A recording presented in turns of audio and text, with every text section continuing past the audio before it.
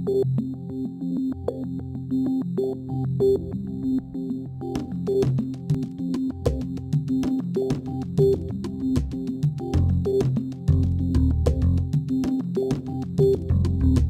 have a real sustainable social change, you need to be convinced of the purpose you wanted to achieve in your society. The first people to make the change are often taking a risk. They're often viewed as weird or different or strange.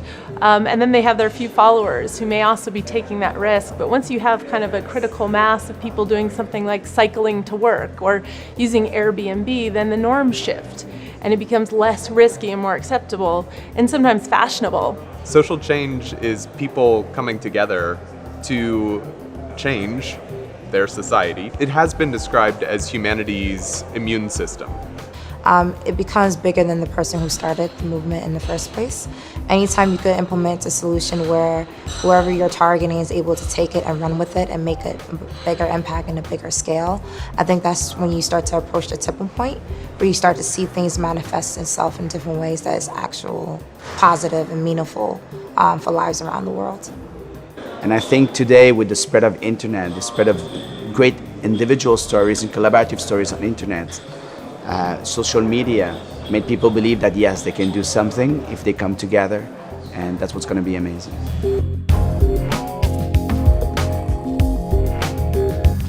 Once we organized a campaign that it was called I Impact, in Spanish, Yo Impacto, and then we said to everybody, to our community and of makers and members within the Impact Hub Caracas, and we said let's hashtag and use this hashtag Yo Impacto or I Impact whenever we consider we are doing an action or an initiative that is transforming our society or is having some impact in our society.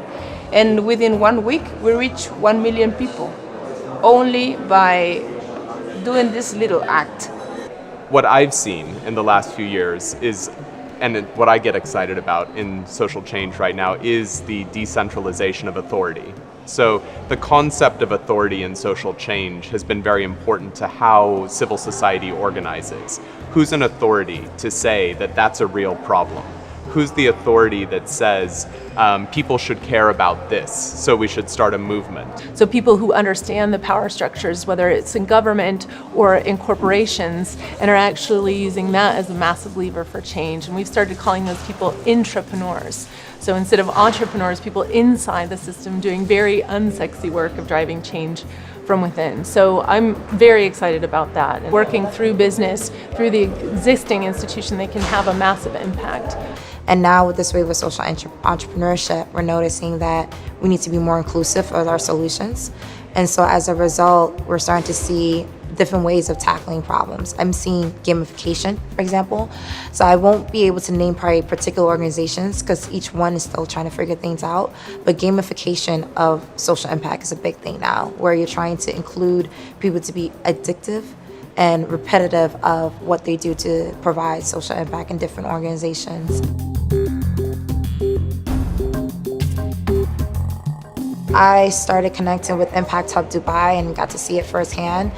It's a physical space for us to have those dialogues and to exchange, but go beyond that, right? And to actually see, okay, if you're implementing something in one part of the world, how's that impacting others if you apply that model in another part of the world? And is it right to take one solution and make it a global one-size-fits-all? Sometimes that doesn't work as well.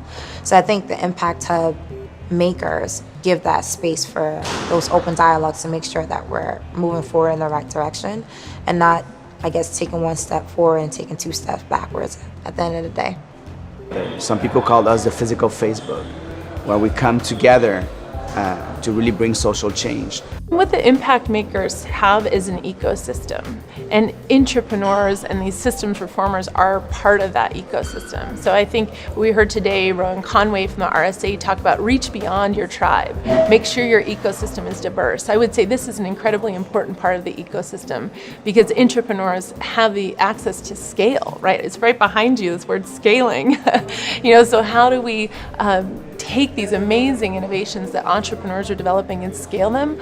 partner with big business, partner with large institutions. So that's what I think Impact Hub is well positioned to do, is make those connections and grow and expand and diversify that ecosystem. Essentially, the change comes from inside of us. It comes from inside of experiences that we have that give us the epiphany, the realization that certain new worlds are possible, that we can be a part of coming up with solutions to transform our society and our culture. We must reimagine civilization from the inside out in order to come up with the inspiration that then becomes the tools and thus the infrastructure globally distributed that will help to foment social change on a global level.